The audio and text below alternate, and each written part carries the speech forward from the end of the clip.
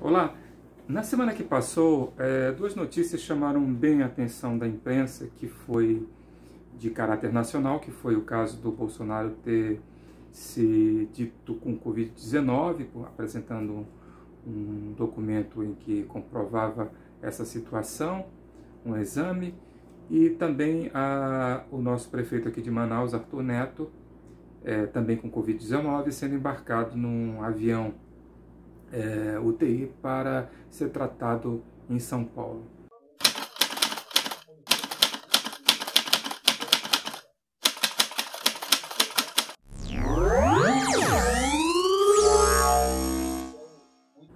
As duas situações, apesar de parecerem assim, muito distintas, elas de certa forma elas têm alguma coisa que as unem. Primeiro porque se tratam de dois políticos, um presidente do país, que sempre negou a gravidade da epidemia, e um outro, que é um governante de uma cidade, de uma capital que é Manaus, que ao contrário de Jair Bolsonaro sempre acreditou na letalidade da doença e agiu de forma a proteger o cidadão. Talvez possa ter crítica em relação à intensidade disso, mas de certa forma ele foi aquela pessoa que foi à televisão, às redes sociais, pedir ajuda, inclusive internacional, para a situação da cidade de Manaus, principalmente da causa indígena. E isso tudo tem que ser levado em consideração, que foi justamente o oposto que fez Bolsonaro, mesmo com a Covid-19. Então, esse é o primeiro ponto que os une. O segundo ponto, ele é muito mais sutil.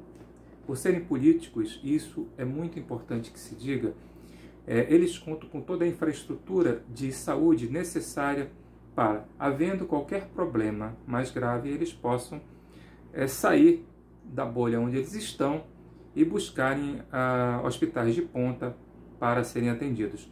Totalmente diferente da maioria da população, que em alguns estados, em algumas cidades, principalmente agora, assim como teve no caso de Manaus anteriormente, logo alguns meses atrás, que a gente chegou praticamente ao pico de mortes, né, acontecendo diariamente, uma pandemia fora de controle em Manaus, e isso tudo acabou por mostrar a diferença que tem entre aqueles que são políticos, que deveriam cuidar da nossa saúde, o aparato que eles têm médico e quanto o buraco que tem, a distância que tem do restante da população. E isso é uma reflexão que a gente tem que fazer. Primeiro porque o SUS continua do jeito que está, não é? Pouco se fez para melhorar a estrutura do SUS. O que houve justamente com a pandemia foi principalmente colocar de forma crua a nossa situação da saúde, que há muito tempo já vinha caminhando de maneira muito precária. E a pandemia só veio agravar isso e mostrar esse distanciamento que tem entre o serviço de saúde de ponta que tem no Brasil, que está à disposição para uma parcela muito pequena de políticos e gente com bastante dinheiro, e aquela que é a realidade de muita gente, que é um posto de saúde, que é um hospital que muitas vezes está lotado e que fica sem qualquer tipo de atendimento, e a única solução é esperar, né, que nada se agrave e que a pessoa possa passar pela pandemia, passar pela Covid-19 sem um agravamento da saúde. E isso tudo é para refletir, não é? Porque a pandemia continua avançando.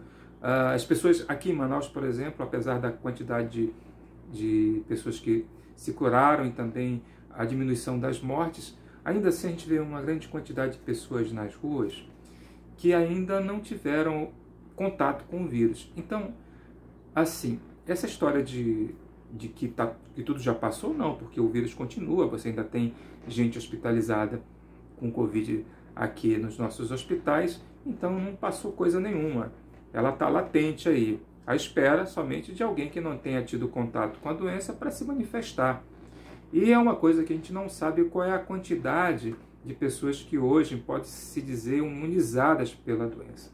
Apesar de algumas controvérsias que tem a respeito, principalmente pela que nós tivemos, a subnotificação que nós tivemos da infecção na cidade de Manaus, é bem provável que pela diminuição da quantidade de mortos, nós tenhamos atingido o equilíbrio entre aqueles que tiveram a doença e que, de certa forma, protegem aqueles que não tiveram ainda, que estão em quarentena, como é o caso aqui de minha família. Bem, mas vamos imaginar uma coisa. Não adianta você achar que está imune e sair às ruas, não é? Porque, por mais que você possa estar imune, você pode levar o vírus para outras pessoas. Você pode pegar numa maçaneta infectada, não contrair, mas você pode colocar isso em outro lugar.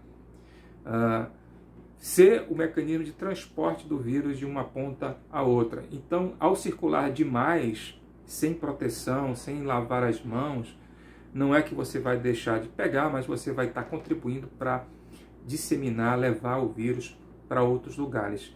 Com seus pés, com as suas mãos, com um hábito de higiene muito precário, você pode ajudar o vírus a contaminar outras pessoas. Então, apesar de ter baixado o número de mortos e até mesmo uma diminuição dos contágios na capital, porque no interior está um pouco fora de controle, como já esteve aqui na capital. Então eu gostaria que você refletisse antes de sair à rua, achando que porque já pegou ou que está imunizado, que você pode levar essa doença para outras pessoas.